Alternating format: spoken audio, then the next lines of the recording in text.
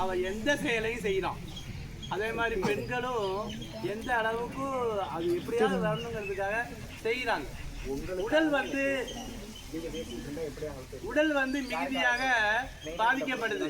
நான் கூட அடிக்கடி சொல்லுவேன், ரவின்னு ஒரு பையன், வீட்டுக்கு மூத்த பையன், அவனுக்கு கல்யாணம் பண்ணி வயதுக்கு வந்த அழகான பொண்ணு இருக்கு. ஆனால் அவன் தண்ணி அடிச்சுட்டு கெட்ட வார்த்தைகளை பயங்கரமாக பேசுவான்.